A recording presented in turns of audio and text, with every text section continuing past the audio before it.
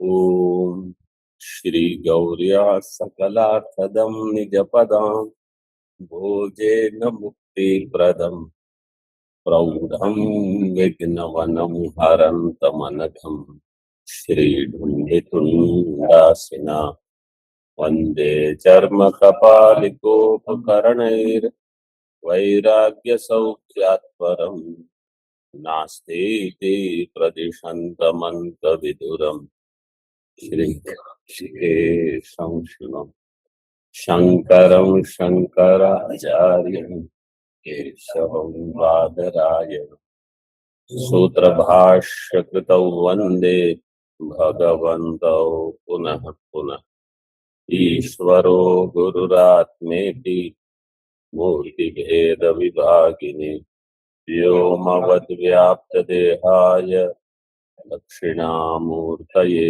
नमः। ओम शांति शांति शांति।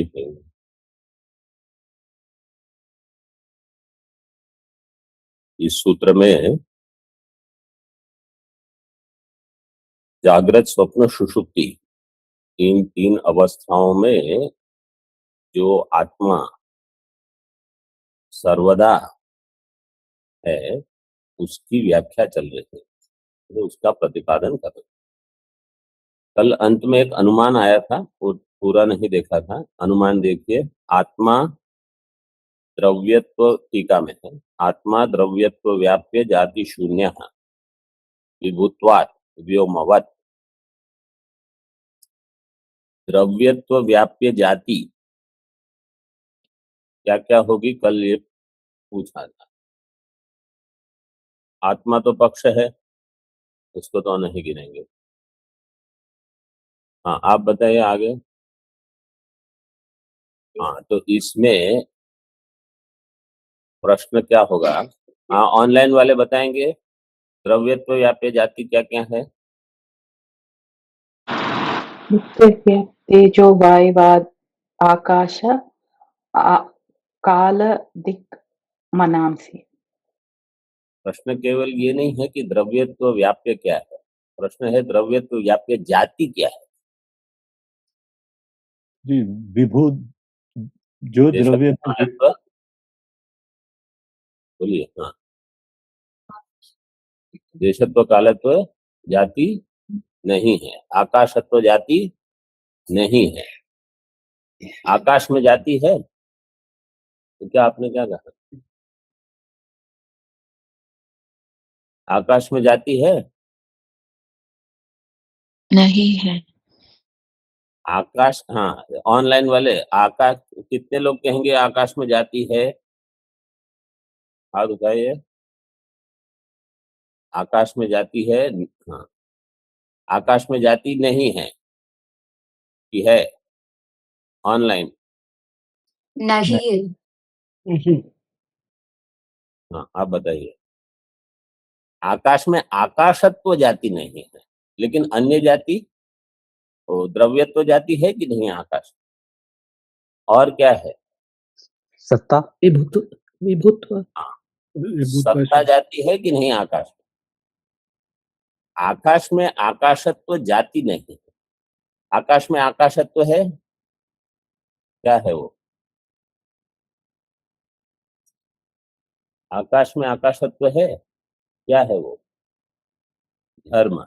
आकाशत्व धर्म है।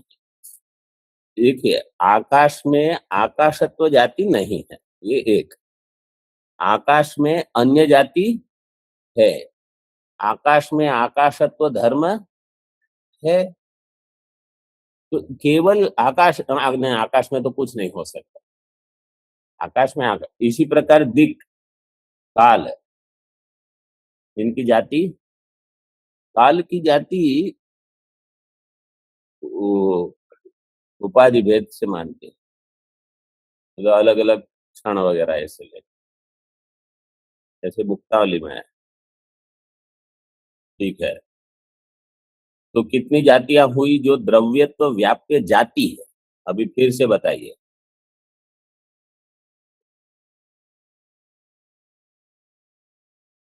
5 हो जाएंगे? पृथ्वी क्या? तेज वायु मन। मन। मन। चार महाभूत और मन, ठीक। काल, आकाश और आत्मा, इन चार की मतलब उनके मत में तो आत्मा को जाति मानते हैं इनके मत में, लेकिन वो उसको यहाँ पक्ष बनाया। अभी फिर से वो अनुमान देखिए। आत्मा द्रव्यत्व व्याप्य जाति शून्य विभुत्वात्, और व्योम को दृष्टांत दिया है आकाश। तो आकाश दृष्टांत में साध्य रहेगा कि हेतु रहेगा? तो आप अभी मत उत्तर दीजिए, क्योंकि थोड़ा इन लोगों को, तो दृष्टांत में दोनों रहेंगे, तो दोनों में आकाश में विभुत्व है, आकाश में द्रव्यत्व व्याप्य जाति शून्यत्व कब होगा? जब हेतु रहेगा।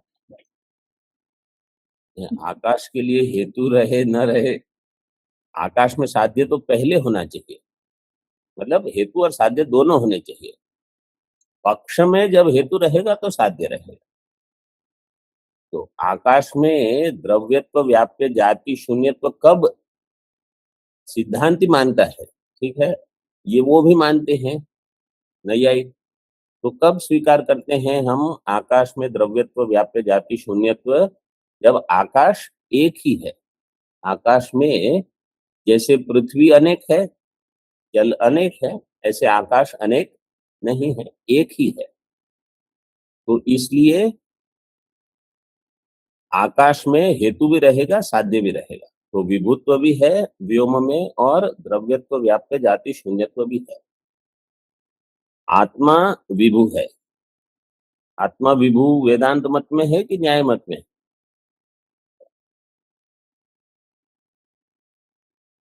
हाँ, ऑनलाइन वाले आत्मा विभु किसके मत में है, न्याय के मत में कि वेदांत के मत में? दोनों मत में। दोनों में। दोनों में। इसलिए तो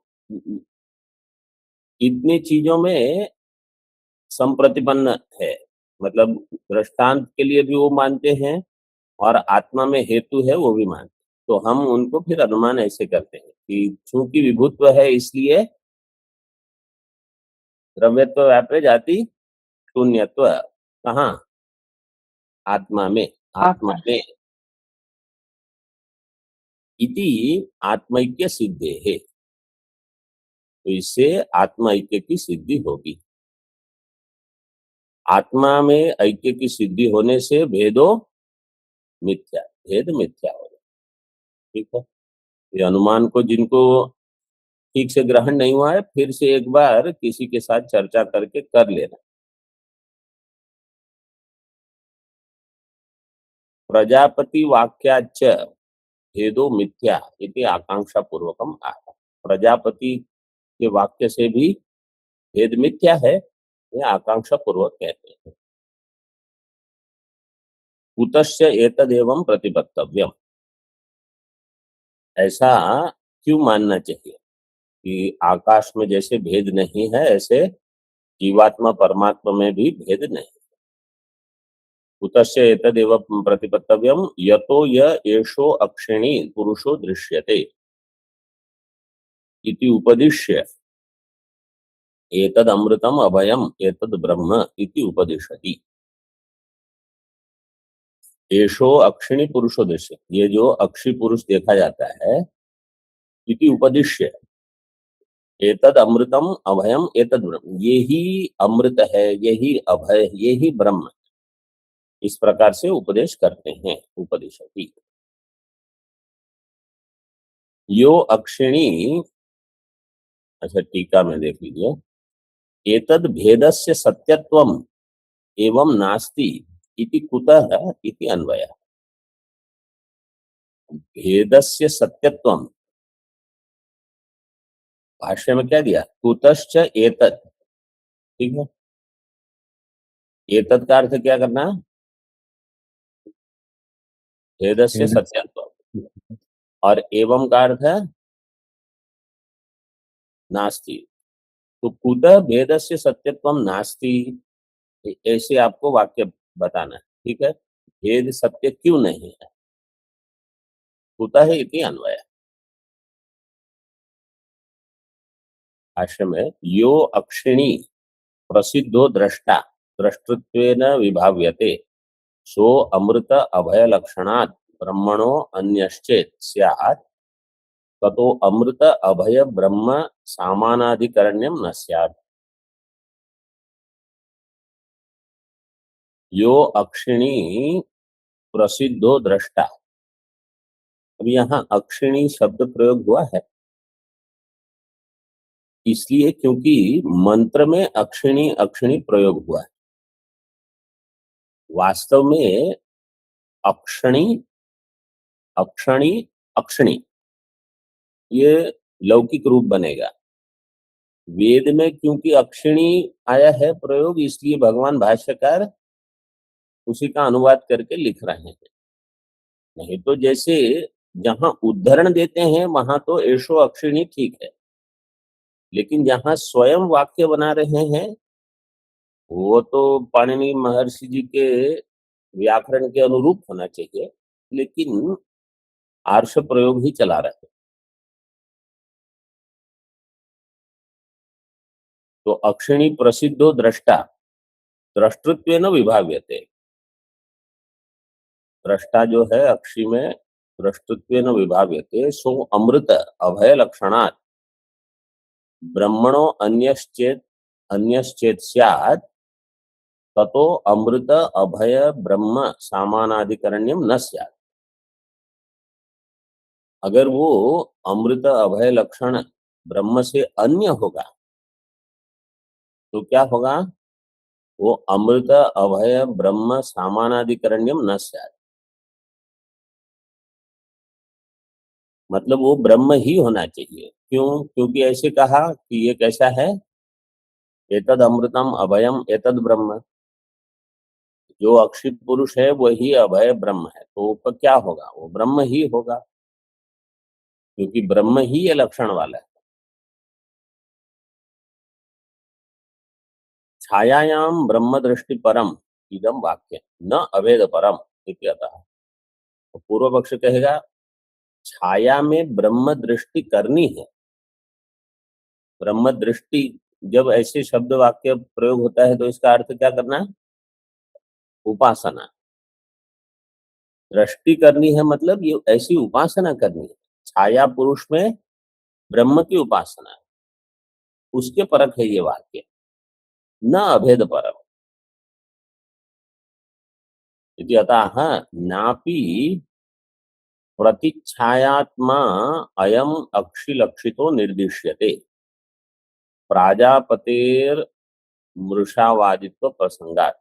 नहीं, प्रजापतेर मृषावादित्व प्रसंगात।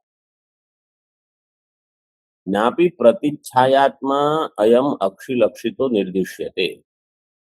जो प्रतिच्छायात्मा है उसका निर्देश नहीं हो रहा है। ऐसा होने पर क्या हो जाता? प्रजापति मृषावादी सिद्ध होते, मतलब वो झूठ बोल रहे। जब प्रजापति ने कहा कि एतद अमृतम अभयम एतद ब्रह्म, अगर वो ब्रह्म नहीं होता और वो ऐसे कहते तो प्रजापति मृषावादी हो जाते। क्योंकि आरंभ में क्या कहते हैं वो, मतलब मंत्र क्या कहता है, यह आत्मा अपहत पापमा विजरो विमृत्युर्विशोको विजिगत्सो अपिपासः सत्य कामः सत्य संकल्पः सोन्वेष्टव्यः स विजिज्ञासितव्यः स सर्वांश्च लोकान् आप्नोति सर्वांश्च कामान् यस्तम आत्मानम अनुविद्य विजानाति इति ह प्रजापतिरुवाच। ये है 8-7-1। वो टीका में उसको लेकर अभी कुछ वर्णन है। देखिए अभी टीका में क्या लिखा है, यस्य ज्ञानात् कृतकृत्यता सर्व काम प्राप्ति ही। अब ये शब्द कहाँ से आए? उस मंत्र से। तो आप लोग ध्यान में रखिए कि जिसके ज्ञान से क्या होगा, सर्वांश लोकान आपनोति सर्वांश कामान। तो सर्वलोक की प्राप्ति, सर्व काम की प्राप्ति, ये है यस्य ज्ञानात् कृतकृत्यता, सर्व काम प्राप्ति। तम आत्मानम अन्विच्छाव इति, उस आत्मा को जानने की इच्छा करो। तम आत्मानम अनुइच्छाव, अनुइच्छाव मतलब उसका अन्वेषण कर लो।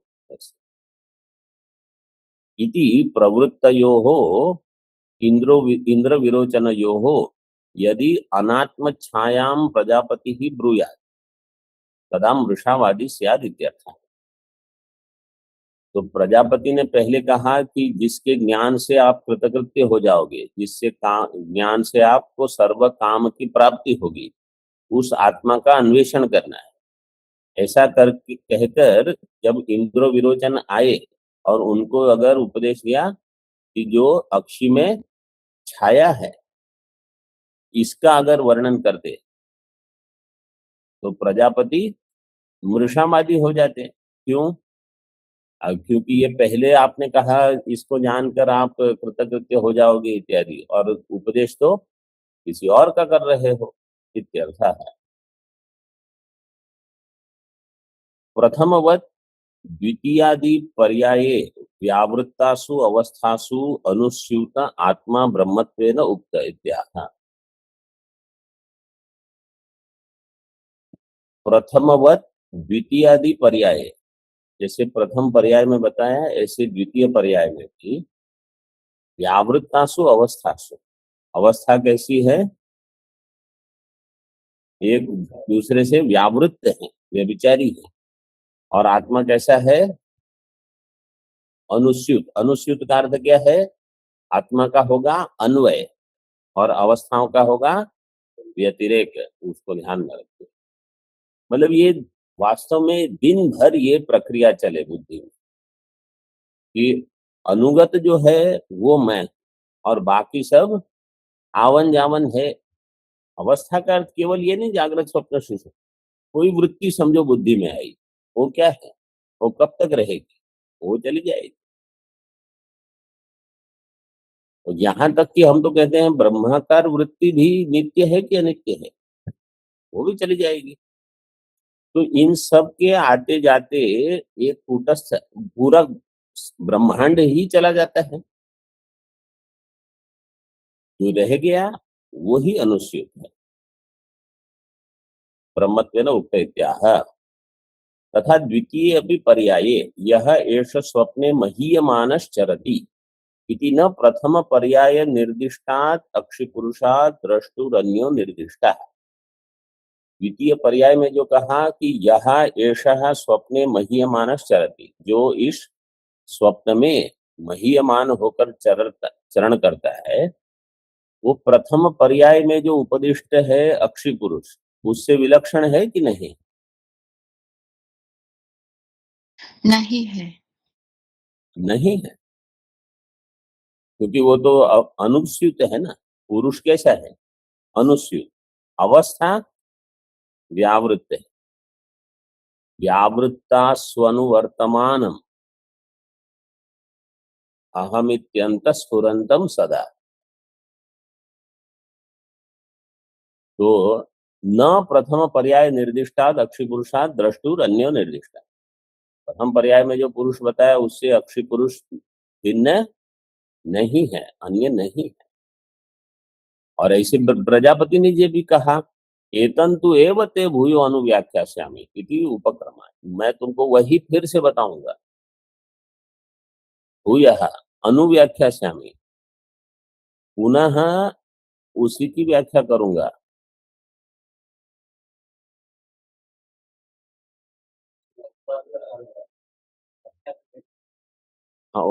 हाँ, बता रहे हैं, क्योंकि इसमें एक बहुत सुंदर दृष्टांत है। पहले इसका विचार कर लेते हैं, फिर देखिए। अवस्था भेदे अपि अनुस्यूतौ युक्तिम आह। अवस्था भेद होने पर भी ये अनुस्यूत है आत्मा, इसकी युक्ति बताते हैं। किंच अहम अद्य स्वप्ने हस्तिनम अद्राक्षम न इदानीं तम पश्यामि इति दृष्टमेव प्रतिबुद्धः प्रत्याचष्टे। अहम अद्य स्वप्ने हस्तिनम अद्राक्षम।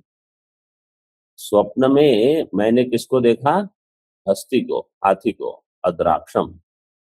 इदानीम तम न पश्यामि। इदानीम प्रतिबुद्ध है, जागृत में। जागृत में अभी मैं उस हस्ती को नहीं देख रहा। इति दृष्टमेव प्रतिबुद्ध प्रत्याचष्टे। ये देखा जाता है कि जिसने स्वप्न में देखा था वही जागृत में है, और जो जागृत में है उसके संस्कार पूर्वक ही उसको कुछ स्वप्न दिखते हैं, चाहे इस जन्म के संस्कार हो चाहे पूर्व जन्म। तो इससे क्या सिद्ध हुआ? हाँ, जो दृष्टा है वो अनुस्यूत है, वो एक ही रहा। जो जागृत में था वही स्वप्न में, जो स्वप्न में था वही जागृत में है, और सुषुप्ति में जब जो था वही आके जागृत में कहेगा आज बहुत ठीक से सोया, नहीं तो नहीं सोया, जो भी हो।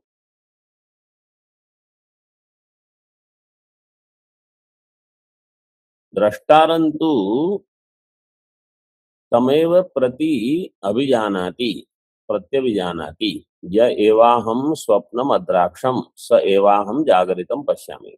और जो दृष्टा है उसका प्रत्यभिजानाति, प्रत्यभिजानाति मतलब उसकी प्रत्यभिज्ञा होती है। प्रत्यभिजानाति प्रत्यभिज्ञायते। प्रागस्वाप्समिति प्रबोध समये यह प्रत्यभिज्ञायते। तो देखो ये वो भी दे दिया, पहले व्यावृत्तासु अनुवर्तमानसु, और यहाँ प्रत्यभिज्ञा दे दी। यह एव अहम स्वप्नम अद्राक्षम। मैं जिसने स्वप्न देखा था वही मैं अभी जागृत अवस्था में सब देख रहा हूं पदार्थ। सुषुप्तौ ज्ञातुर्व्यावृत्तिम आशंक्य आह। इसका अर्थ क्या है? बिना देख के बताओ। नहीं, इस पंक्ति का अर्थ आपको बताएं। सुषुप्तौ ज्ञातुर्व्यावृत्तिम आशंक्य आह। जागृत स्वप्न में समान दृष्टा था, उसकी व्यावृत्ति हो जाएगी स्वप्न में, ऐसी शंका हो सकती है, क्योंकि कोई दृष्टा नहीं होगा नहीं, सुषुप्ति में। सुषुप्ति में। पूर्व पक्षी आशंका करता है कि सुषुप्ति में दृष्टा का अभाव है। ये पूर्व पक्ष है। क्या आशंका करता है कि सुषुप्ति, जागृत में जो है वो दृष्टा स्वप्न में रहा, लेकिन सुषुप्ति में कोई नहीं। सुषुप्ति में ज्ञाता की व्यावृत्ति की आशंका है कि वहां तो कोई नहीं है। आशंका आह। तथा तृतीयेपि पर्याये नाह न आह न अह खलु अयम एवं संप्रति आत्मानं जानाति अयम अहम अस्मि इति नो एव इमानि भूतानि इति सुषुप्तावस्थायां विशेष विज्ञानाभावमेव दर्शयति न विज्ञातारं प्रतिषेधति। तृतीय पर्याय में क्या कहते हैं? न अह खलु अयम एवं संप्रति आत्मानं जानाति। अयम एवं संप्रति आत्मा, ये कौन कहेगा? इंद्र। इंद्र कहता है सुषुप्ति में तो कुछ नहीं जानता, न अपने आप को जानता है। अयम अहम अस्मि इति न जानाति, नो एव इमानि भूतानि जानन्ति जानाति। ये अन्य भूत है उनको भी नहीं जानता, तो वो नहीं है, इसका अर्थ ये हो गया। इति सुषुप्तावस्थायाम सिद्धांत क्या उत्तर देता है? देखिए, विशेष विज्ञान अभावमेव दर्शयति न विज्ञातारं प्रतिषेधति। सुषुप्ति में क्या नहीं है? विशेष विज्ञान नहीं है, लेकिन सुषुप्ति में विज्ञाता है। विज्ञाता का प्रतिषेध नहीं हुआ। कोई विशेष ज्ञान नहीं होता जो जागृत स्वप्न में होता है। क्यों नहीं होता? क्योंकि अंतःकरण उपलब्ध नहीं, इसलिए। यत्तु यत्र विनाशम एव अपितो भवति इति तदपि विशेष विज्ञान विनाश अभिप्रायम एव न विज्ञातृ विनाश अभिप्रायम। और जो कहते हैं कि विनाशमेव अपितो भवति, इंद्र ने कहा कि यह आत्मा कैसा है, विनाश को ही प्राप्त करता है सुषुप्ति में। विनाशमेव अपितो, अपितो अपि इतः, गच्छ हाँ इतः ऋण गतौ धातु गच्छति, अपितो भवति का अर्थ है अपि गच्छति, अपि गच्छति इति, ये भी ठीक नहीं। तदपि विशेष विज्ञान विनाश अभिप्राय, वो किस अभिप्राय से कहा गया, केवल विशेष विज्ञान का विनाश है, विज्ञाता का विनाश नहीं है। न विज्ञातृ विनाश अभिप्रायम। टीका में सुषुप्तौ निर्विकल्प ज्ञान रूप आत्मा अस्ति इति अत्र बृहदारण्यक श्रुतिम आह। आत्मा का स्वरूप क्या दिया, निर्विकल्प ज्ञान रूप आत्मा। निर्विकल्प ज्ञान रूप का अर्थ क्या है, प्रकार शून्य में। ज्ञान ज्ञेय ज्ञाता त्रिपुटी रहित। ज्ञाता ज्ञान ज्ञेय ये नहीं है, क्योंकि त्रिपुटी नहीं है इसलिए मैं ज्ञाता किसी अन्य वस्तु का ज्ञेय और ये ज्ञान हुआ, जैसे जागृत स्वप्न में होता है ऐसे सुषुप्ति में नहीं होता है। निर्विकल्प ज्ञान बताने का यह प्रयोजन। न्याय की उनकी अपनी समझ। यहाँ विकल्प का अर्थ है प्रमाता प्रमाण प्रमेय, ये विकल्प। तो जब ज्ञान होगा तो सविकल्प होगा जागृत स्वप्न में। और आत्मा स्वयं कैसा है, निर्विकल्प है, आत्मा में विकल्प नहीं। इति अत्र बृहदारण्यक श्रुतिम आह नहि विज्ञातुर विज्ञातेर विपरिलोपो विद्यते विनाशित्वात्। विज्ञाता की विज्ञाति का विपरिलोप नहीं होता क्योंकि वो अविनाशी है। विज्ञातु में प्रातिपदिक क्या है, विज्ञात्री, और विज्ञाते में प्रातिपदिक क्या है, विज्ञाति ही। हाँ विज्ञाति, मतलब विज्ञाति का अर्थ क्या करेंगे, ज्ञान, मतलब स्त्रियांतिम करके। तो जो पहले दृष्टि श्रुति मति विज्ञाति आया था वही। विज्ञाति का अर्थ क्या है, आत्मा का स्वरूप ज्ञान। आत्मा के स्वरूप ज्ञान, यहां विज्ञातु से लेंगे आत्मा। आत्मा उसका स्वरूप ज्ञान जो है उसका विपरिलोप सुषुप्ति में भी नहीं होता, मतलब वो सर्वदा प्रकाश रूप है। आत्मा ही ज्ञान, मतलब आत्मा जो कि ज्ञान स्वरूप है। हाँ राहो हो शीर के जैसे। आत्मा जो कि ज्ञान स्वरूप है उसका विपरिलोप कभी नहीं होता। क्यों नहीं होता, अविनाशित्वात् इति श्रुत्यंतरात्। बुद्धेः साक्षिणो नाशो नास्ति नाशका भावात्। बुद्धि के साक्षी का नाश नहीं होता क्योंकि उसका कोई नाशक नहीं। काल से उसका नाश नहीं होता कि जागृत स्वप्न काल में वो है और सुषुप्ति काल आने पे नष्ट हो गया, अथवा वहां कोई आवरण है, ये भी वास्तविक नहीं। एवं अवस्था भी असंगत्वेन उक्त आत्मैव तुरीयेपि ब्रह्मत्वेन उक्त इत्याह। वैसे वास्तव में पूर्व में देखिए टीका में एक पंक्ति आई थी,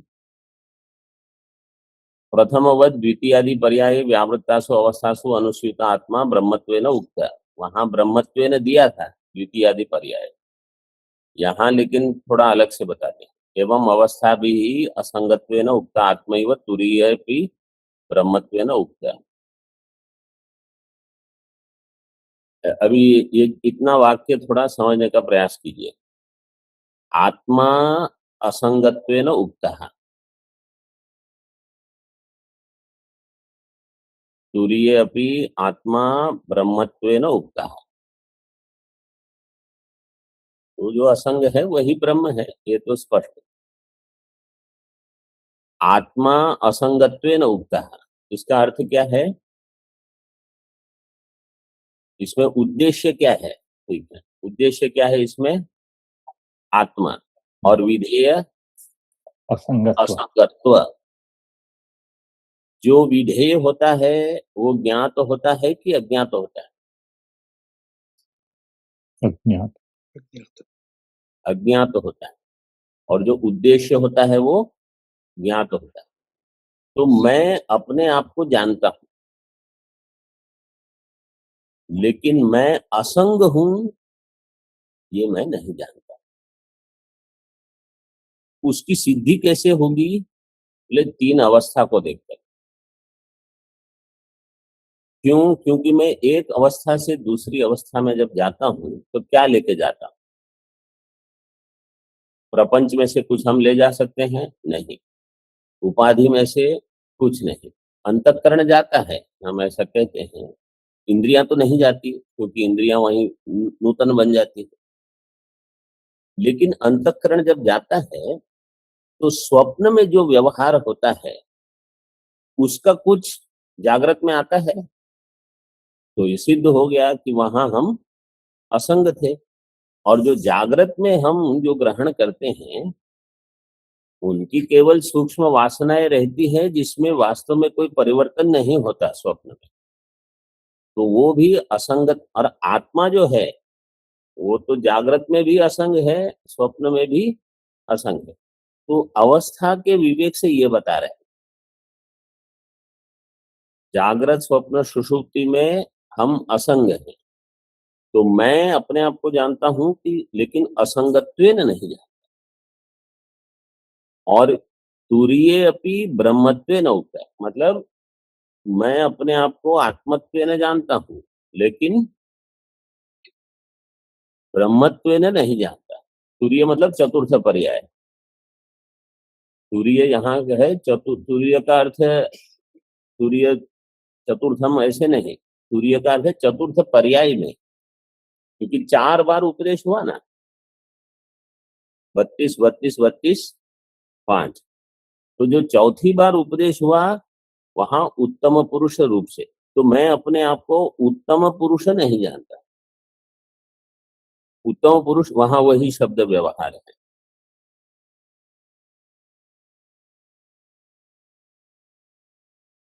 सह उत्तम पुरुषः, ये दिया है 8, 13, 3। 8, 13, 3 में उत्तम पुरुष। तो ये उत्तम पुरुष क्या है? जो वही गीता में क्षर सर्वाणि भूतानि कूटस्थोक्षर उच्यते उत्तम पुरुषस्तु अन्य। तो जो उत्तम पुरुष है वो क्षर अक्षर से विलक्षण है। तो क्षर से हो गए सारे भूत, अक्षर से हो गई माया। अभी आप लिख लीजिए कहाँ है, फिर बाद में आप स्वयं ये सब देख के लगा सकते हैं। तो इसका अर्थ क्या है? इसमें उद्देश्य क्या है? आत्मा। और विधेय क्या हुआ? ये अभी उत्तम पुरुष है, चतुर्थ पर्याय में ऐसे बताया। तो मैं अपने आप को उत्तम पुरुष रूप से नहीं जानता कि मैं पुरुषोत्तम हूं। ये बताने का प्रयोजन है इस अध्याय में। तो ये उद्देश्य विधेय को ठीक ठीक थोड़ा समझ के लाभ होता है। तथा तथा चतुर्थेपि पर्याये एतन्त्वेव ते भूयो अनुव्याख्यास्यामि नो एव अन्यत्र एतस्मात्। चतुर्थ पर्याय में भी मैं तुमको यही बताऊंगा। भूयो अनुव्याख्यास्यामि मतलब जो पहले से मैं गा रहा हूं वही गान होगा। जैसे आचार्य क्या है, मैंने जो तत्वबोध में बताया अब ब्रह्म सूत्र में क्या बताएंगे, वही बताएंगे। और भी कोई ग्रंथ आप अद्वैत सिद्धि पढ़ लो और यार ग्रंथ, वो क्या वहां क्या बताएंगे, वो वही बताने वाले। तो एतंतु एव ते भूयो अनुव्याख्या से, ये क्या, हाँ इतनी बार तो सुन लिया, आप कुछ और बताओ। ठीक है आप जीव हो, अब तो ये सुनने थोड़ी आए हैं, वही सुनना है कि मैं ब्रह्म इति उपक्रम्य मघवन मर्त्यम वा इदम शरीरम। मघवन प्रातिपदिक में प्रथमा एक वचन में क्या क्या रूप बनेंगे, मघवान और मघवा। भगवान, मघवान, मघवंतो, भगवान, मघवा, क्या सूत्र लगेगा? ये दो रूप बनाने के लिए विकल्प किस सूत्र में? हाँ, मघवा बहुलम। मघवा बहुलम क्या करता है, एक में त्रि लगाता है, एक में नहीं लगाता। तो त्रि आदेश जहां हो जाएगा तो वहां क्या होगा, मघवा बनेगा, नहीं मघवन बने, मघवान बनेगा त्रि आदेश, क्योंकि मघवत हो जाएगा और फिर चलेगा, मघवत होकर फिर मघवन, भगवान ऐसे।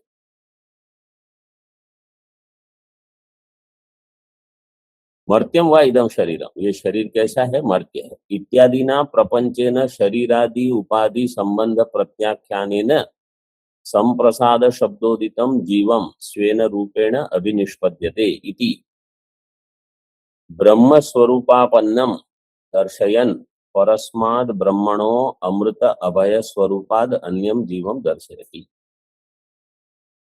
ब्रह्मणो अमृत अभय स्वरूपाद अन्यम जीवम दर्शयति। दर्शयन् न परस्मात्, दर्शयन् न परस्मात् ब्रह्मणो अमृत अभय स्वरूपाद अन्यम जीवम दर्शयति। तो चतुर्थ पर्याय में भी शरीर आदि उपाधि संबंध का प्रत्याख्यान करके, मतलब निषेध करके, संप्रसाद शब्दोदितम, संप्रसाद शब्द से उदित है जीव, शब्दोदितम, शब्दोदितम का अर्थ है शब्द कथितम, स्वेन रूपेण अभिनिष्पद्यते, ये जीव ही अपने स्वरूप में स्थित हो जाता है।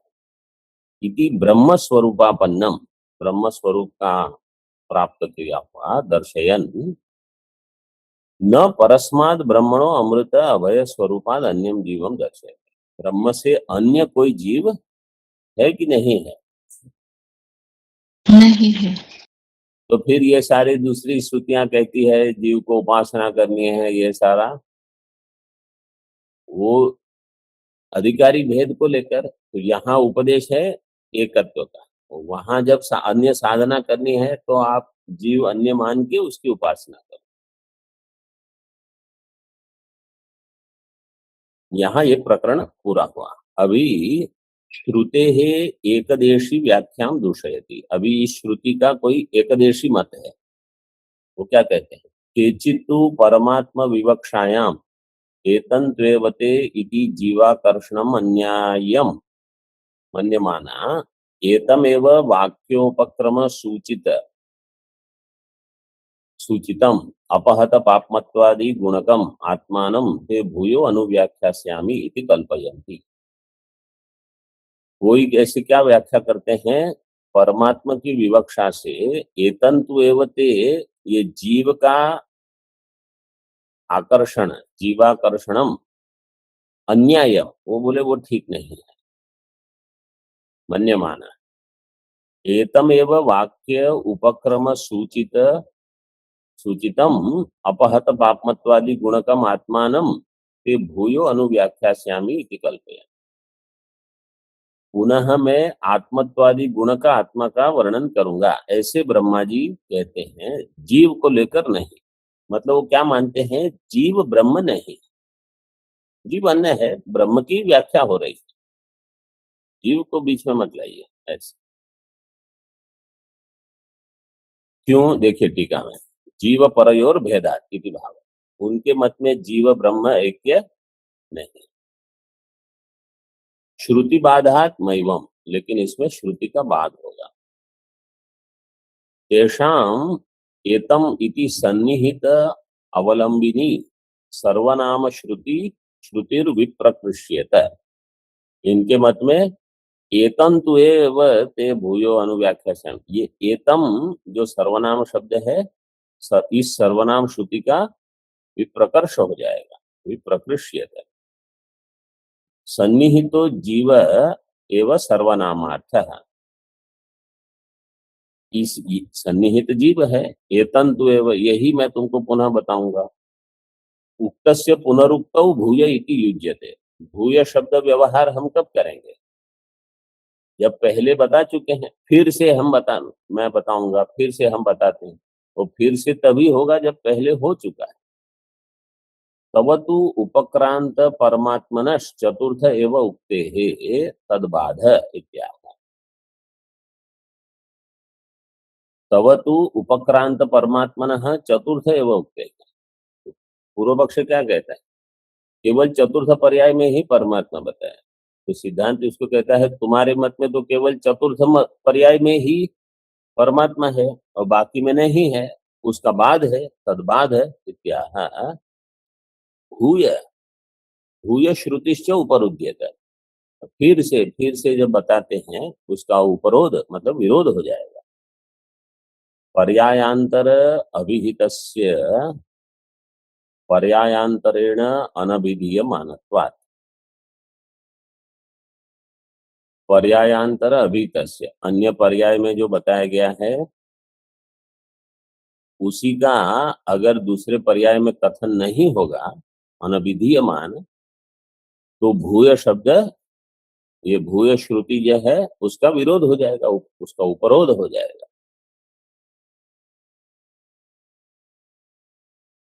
लोक सिद्ध जीवानुवादेन ब्रह्मत्वं बोध्यत इति स्वमतम उपसंहरति। सिद्धांती लोक सिद्ध जीव है उसका अनुवाद करके फिर उसमें ब्रह्मत्व बताते हैं। लोक सिद्ध जीवत्व अवस्थात्रय वाला, ये तो सभी को प्रसिद्ध है, सब जानते हैं, तो स्वमत बताते हैं। तस्मात् भाष्य में इसके पहले एक वाक्य है, एतंतु एवते इति च प्रतिज्ञाय प्राक चतुर्थात् पर्यायात् अन्यम अन्यम व्याचक्षाणस्य प्रजापतेः प्रतारकत्वं प्रसज्यते। एतंतु एवते भूयो अनुव्याख्यास्यामि, ऐसी प्रतिज्ञा करके हर पर्याय में कुछ अलग अलग बताते रहे और चतुर्थ में सीधे वही मैं बताऊंगा ऐसे करके, मतलब पहले में जीव बताया, द्वितीय में जीव बताया, तृतीय में जीव बताया और चतुर्थ में मैं तुमको यही बताता हूँ ऐसे करके ब्रह्म बता दिया, और जीव और ब्रह्म भिन्न है, ऐसे हो सकता है? तो प्रजापति क्या हो जाएंगे? प्रतारक। प्रतारक मतलब ठगने वाला, जो कुछ झूठ बोलते रहते हैं, अभी मैं ये देखो, मैं ये दिखाता हूँ, वो दिखाता हूँ, ऐसे। तस्मात् यद विद्या प्रत्युपस्थापितम अपारमार्थिकम जैवम रूपम कर्तृत्व भोक्तृत्व राग द्वेषादि दोष कलुषितम अनेक अनर्थ योगी तद विलयनेन तद विपरीतम अपहत पापमत्वादि गुणकम पारमेश्वरम स्वरूपम विद्या प्रतिपाद्यते सर्पादि विलयनेन इव रज्ज्वादि। जीव में क्या क्या है वो देख लीजिए, कर्तृत्व भोक्तृत्व राग द्वेष, ये है सब, आदि दोष कलुषितम अनेक अर्थ योगी, अनेक अनर्थ योगी, अनेक अनर्थों से जुड़ा हुआ, इसको कल देखें। ओम पूर्णमदः पूर्णमिदं पूर्णात् पूर्णमुदच्यते पूर्णस्य पूर्णमादाय पूर्णमेवावशिष्यते। ओम शांति शांति शांति।